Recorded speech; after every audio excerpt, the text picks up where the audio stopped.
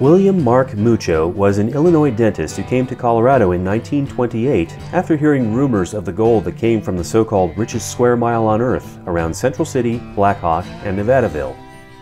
He soon bought out all the major mining claims in the Patch, a collection of mines spanning a prehistoric volcanic vent on nearby Quartz Hill. In a very short time, Muchow had simultaneously created the largest consolidated mining claim and one of the largest milling operations that ever existed in Gilpin County. He named his new project the Chano Mines. To process ore from Quartz Hill, which he had begun hollowing out from below in a massive glory hole operation, he successively built and operated 2 large mills near Central City. The second was erected by the mid-1950s on the southeast side of the hill. Muchow ran it until his death in 1969, after which his successor, Harold Caldwell, took over the business. The Chano Mines, both under its own name and later as Glory Hole Incorporated, went through a long period of notoriety as the name became associated with multiple investment scams and a double homicide, and was rechristened the Chano Crimes by local press wags. Caldwell further became mired in a bitter Texas legal battle where the court's final ruling gave ownership to a former Texas judge named Barnes. This was complicated further in the early 1990s when a California-based heir of an early investor filed their own challenge to ownership. Caldwell maintained control until the mid-1990s when the mill closed permanently. Following both Barnes and Caldwell's respective deaths sometime in the 2000s, Caldwell's estate went through bankruptcy litigation spanning multiple states and included Glory Hole Incorporated as a named asset. Motions and counters were still being filed well into the 2010s.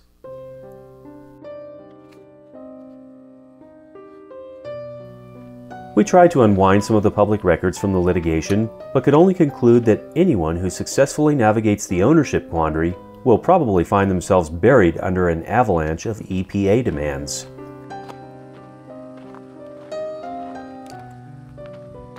Which may explain why, 30 years after the lights went out, the building shells and a great deal of equipment are still sitting here, weathering away.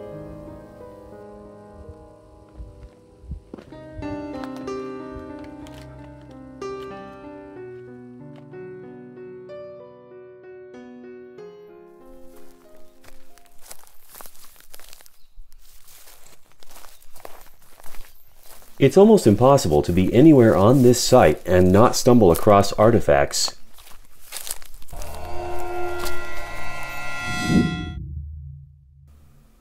Another oddity is the age of the forest, which is uniformly less than 100 years.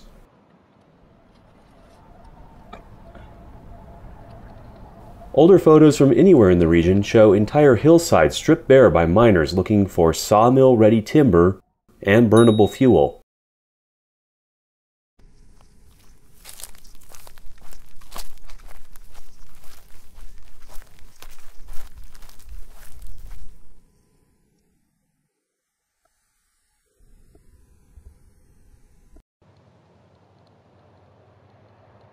What's a spare cone mill here and there when you've got so many?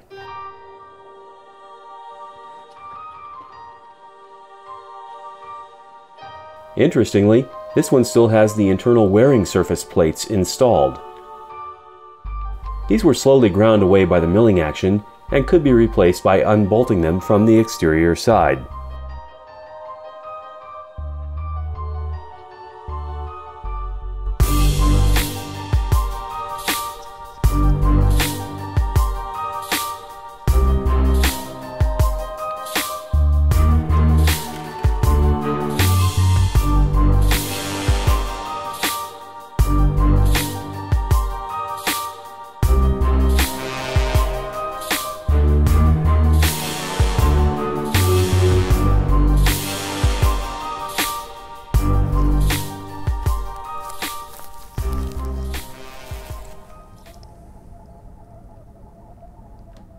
Lingering here at the southeast end for a moment, we find ourselves at what appears to have been the truck garage for collecting the mill's concentrate output.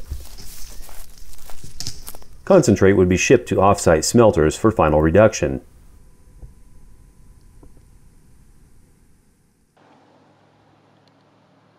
There's a lot of food service equipment stored back in here, so perhaps at some point the site included an employee break room with a small kitchen. However, there's no indication of where that might have been located, unless it was in the mill's main office building, which we will see later.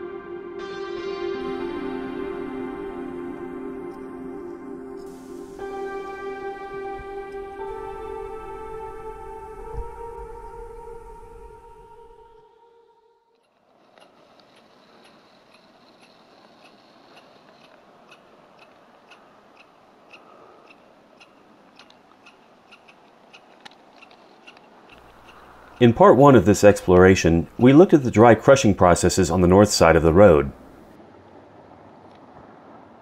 That facility was probably a late addition. Among other things, the building uses steel framing and galvanized steel cover panels, while the main mill is entirely wood with a combination of wood and asphalt shingles for most of its roof and siding material.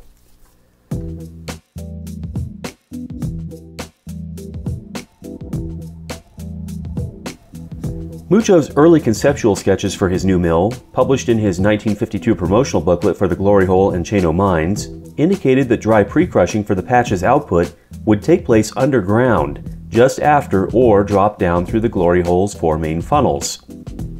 It would then be delivered at 1" minus screen size to the main mill over a long array of transfer belts.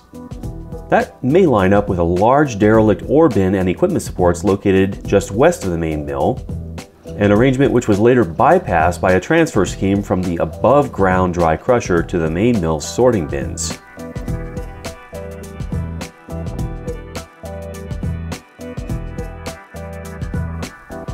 Our research says that by the early 1970s, the Glory Hole was no longer operating, and to maintain a revenue stream, Caldwell was leasing the company's claims to vagrant miners willing to try their luck.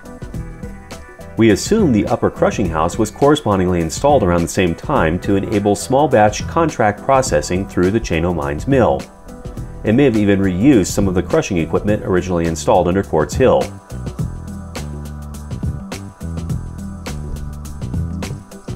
Mills like this change configurations regularly to keep up with changing mining and market conditions, so unless an original process flow sheet can be turned up somewhere, it's often difficult to know what the configuration was in any given year or three.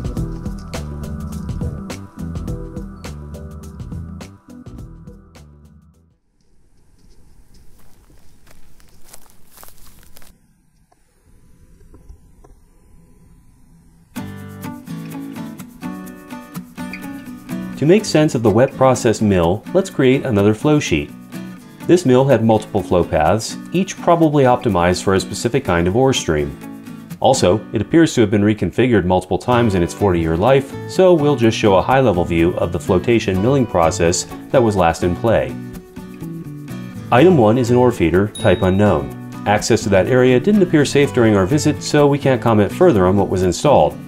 In any case, once a bin and a feeder were selected, the contents would be mixed with water as the ore stream entered the rotating feeder scoop of a suitable ball mill, which is item 2. Ball mills of any type typically ran in a loop circuit with a classifier, which is item 3. Typical designs used a modified auger or a reciprocating rake assembly. All classifiers had the same goal: capture the ball mill's output feed, move coarse material back uphill into the feed trough for regrinding, and allow very fine material to overflow from the bottom and pass on to the flotation cells. Flotation is item 4. We covered it in detail when we toured the Argo mill in episode 10 of this series. Summarily, the finely ground ore slurry was both aerated and agitated in the presence of chemical reagents. Valuable sulfide mineral compounds would bind into the grayish froth that rose to the top of the cell, where it was skimmed off into a discharge stream. The discharge might pass through a second flotation stage for reprocessing and eventually end up in a concentrate drying process. At this mill, we only found open floor space where drying bins, item 5, should logically exist. But we do have an example from another, smaller mill. Scale up these bins by a factor of about 10 and you have the right idea. Meanwhile, the heavy bottom discharge from the flotation cells was divided amongst a battery of Wilfley-style shaker tables, which are represented as item 6. These tables are essentially rectangular gold pans that shake on the long axis while draining an ore slurry across the short axis. Ridges on the table's surface introduce gradation patterns similar to the action of a natural stream bed. Any free-milling metal content which slipped past the flotation stage would be separated here and captured in buckets. Finally, at item 7, we have the primary mill outputs. The mill's concentrate was dried and shipped out to a smelter where high heat would break apart the chemical sulfide bonds and liberate the desired metals. An additional smaller quantity of free-milling metals would be captured off the shaker tables. Finally, the majority of the input stream would be sent out as tailings waste. On a good day, about 90 to 95% of the desired metal content was extracted.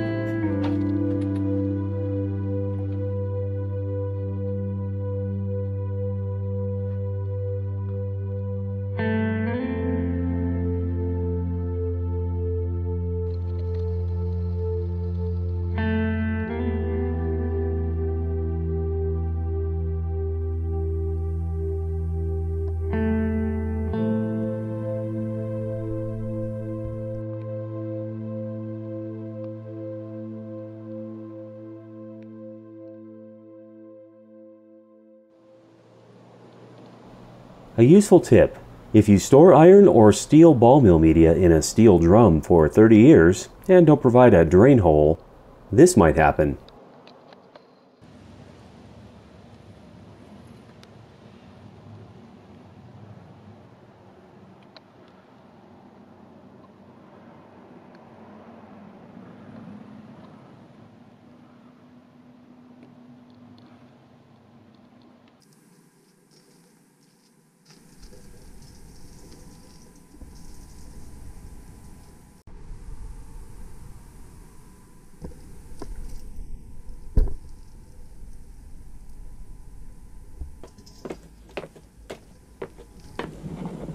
On the left, we just passed two soft start ballast and contactor assemblies.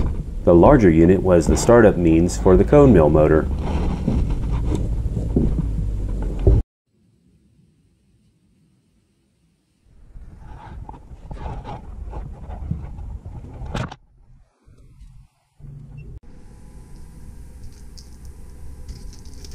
Each flotation cell had a top-driven pulley which ran a pump in the bottom.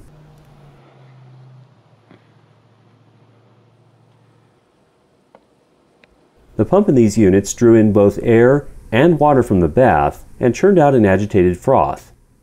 In the presence of suitable chemical reagents, just a few % by volume, mineral sulfides would bind to an aerated chemical froth that rose to the top of the cell. The rotating paddles would then skim the valuable froth into a discharge flume.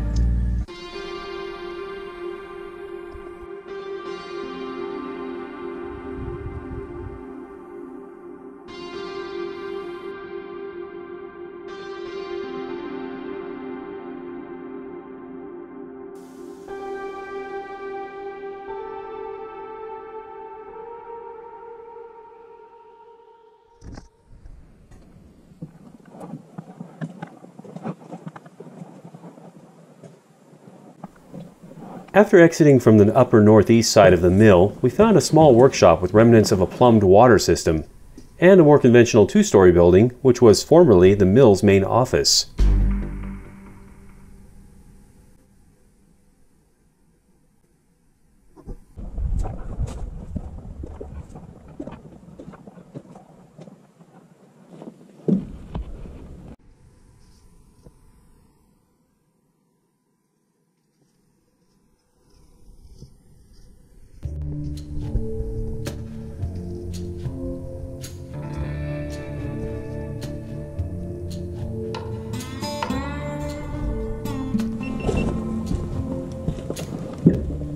Evidence of water supply included a relatively modern 40-gallon water heater and an elevated water storage tank in the range of 200 gallons.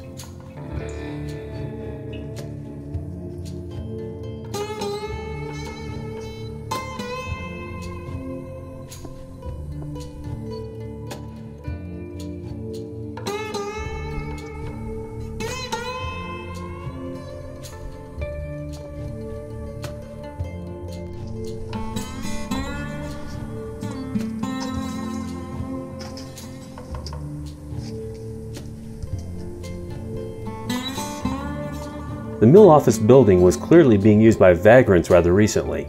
Not being sure who or what we might encounter in the debris, we didn't explore beyond the first room. But that room did have the company safe installed, now repurposed as a pantry. According to old news reports, one of these rooms was originally Harold Caldwell's office. On at least 2 separate occasions, he was briefly held at gunpoint in this office by an angry miner who didn't agree with the latest payroll calculations.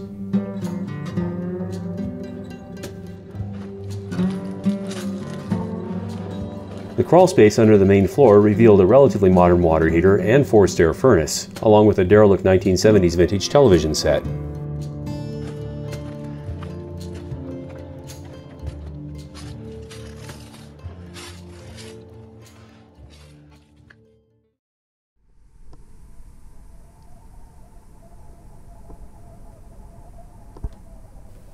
Back on the west side of the mill, we encountered a collection of spare pumps, motors, and contactors. Mining and milling equipment was relatively specialized, and the nearest distributor might be a full day's drive away from the site. So, on any sites that haven't been completely looted, it's still possible to find quantities of spare parts, sometimes on the scale of a small distribution warehouse.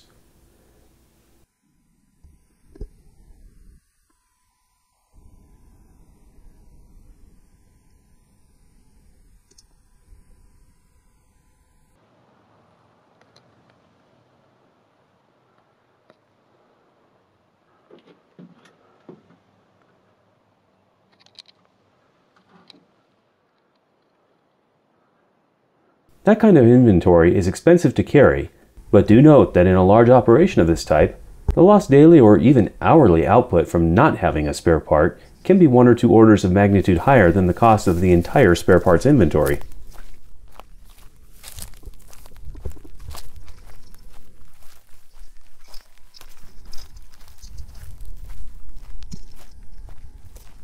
One level above the storeroom and 1 level below the main ball mills, we found another small-scale mill setup, possibly used for assaying or small batch processing.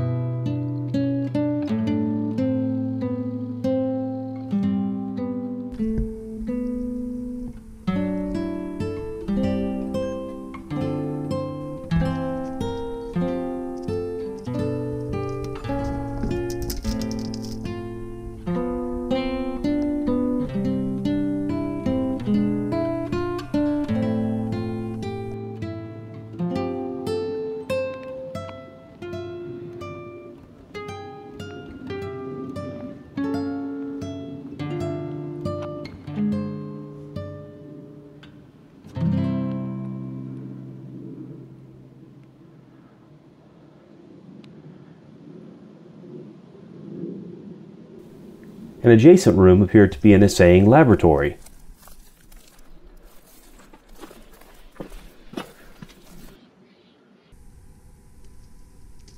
The remains of an ancient photospectrometer were also found nearby.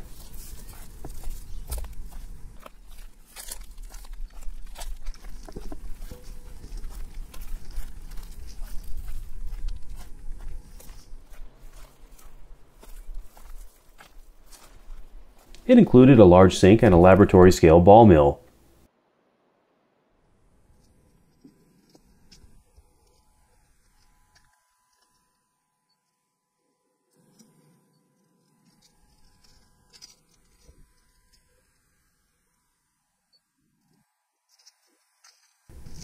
The nearly pulped ceiling materials above are the floor for the storage room we noted earlier next to flotation.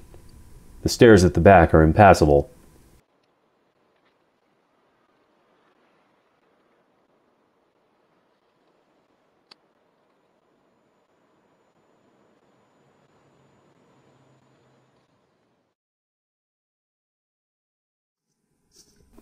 Astonishingly, this mill still has one more unexplored area to offer.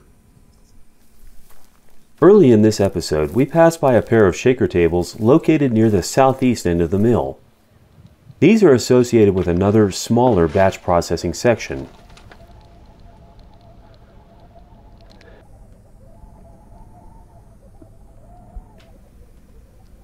Re-entering from the southeast end, we find another large motor driving a cone mill.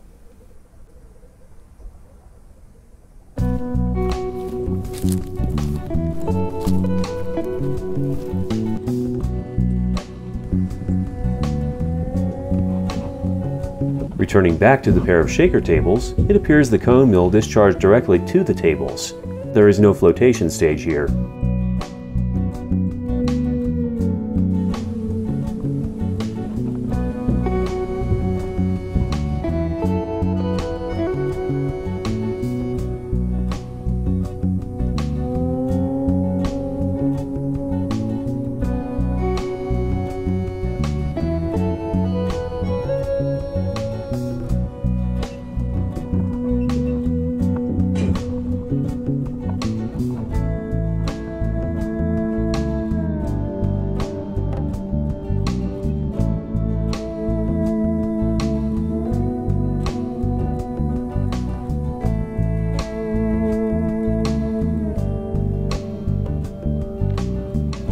Ascending the catwalk around the mill, we spot some kind of feed pump attached to the ball mill input, but no obvious source for that pump.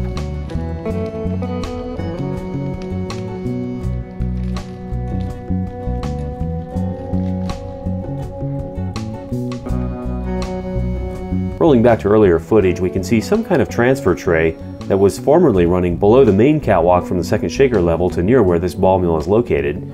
So possibly this was sometimes pulling feed material from a process upstream.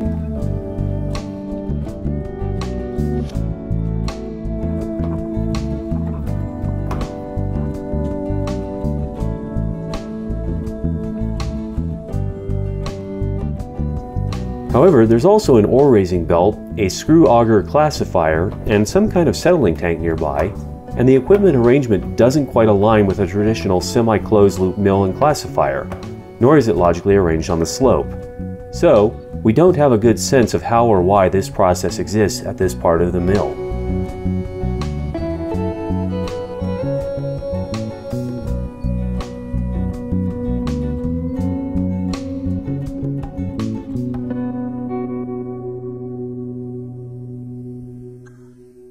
Even so, it is an interesting array of equipment. The screw auger classifier in particular is an equipment type we didn't find anywhere else in this mill.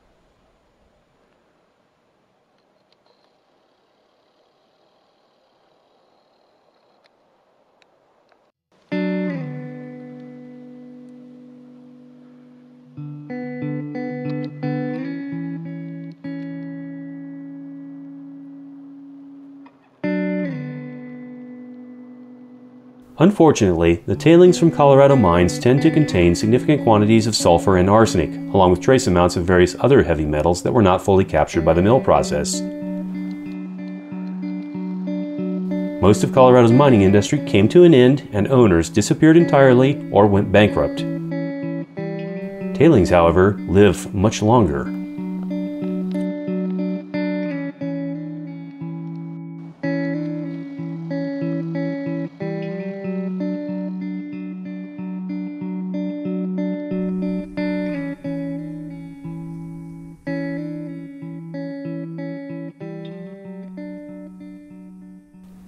Colorado currently hosts 24 sites that fall under the EPA's Superfund remediation process, and most relate to past mining, milling, or smelting activities. The state, sometimes in joint operations with the BLM and Forest Service, has funded the cleanup of many more.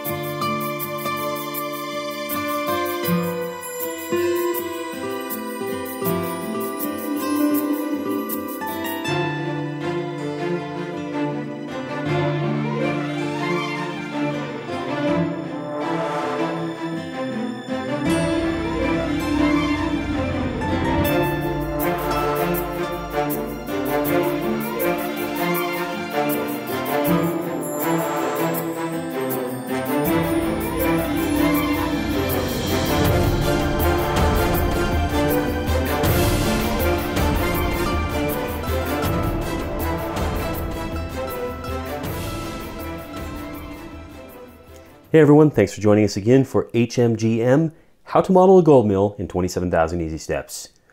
This was part 2 in a 2-part series exploration of the abandoned Chano Mines mill. In episode 17 of this series, part 1, we looked at the dry crushing process on the north side of the road. Today we looked at the wet process mill on the south and east-ish side of the road. Looks like nothing until you get down close to it and realize there is an amazing amount of equipment there. I've never seen that much equipment in one place. There's a couple items I don't know if I'd ever seen before in real life, just pictures and descriptions. What's really interesting is if you get a copy of William Mark Muchow's book, How the Glory Hole Was Made, self-published by him in the 50s, look for the link in our description. It pictures a lot of the exact same equipment that was there, including several of the ball mills in particular. But at its peak, this was a huge mill. Even Muchow himself doesn't quote the same number twice in his book that I can tell in terms of what its process capability was. But just looking at the mills that are there, probably at least 5, if not 10,000 tons per day, maybe more. But there it is. That's what's left. Still a lot of really neat stuff to see. Still most of the main mill intact, but just looking at the roof, most of the asphalt shingles have now blown away. There's no one there to replace them, so it's going to go fast from this point forward. So, millions of dollars spent. Many millions of dollars more made, and then in the end, quite a bit of money lost as the operation wound down and became no longer profitable. Just one verse from the Bible seems fitting at this point. Matthew 24, verse 35, Jesus speaking, "Heaven and earth will pass away, but my words will not pass away." Don't put your faith in things like this.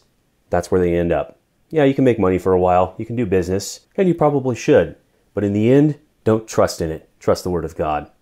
All right, thanks for coming along for that little ride. We're hopefully getting back to another build episode soon. I'm not sure when.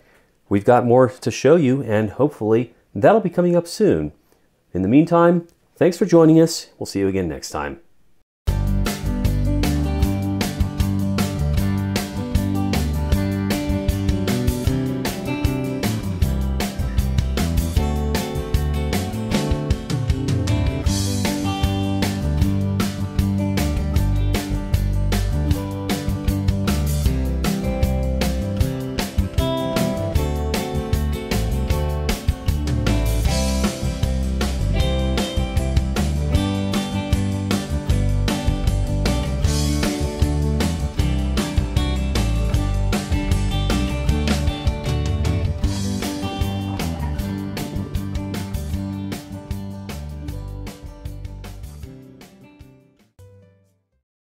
Has anyone seen my phone?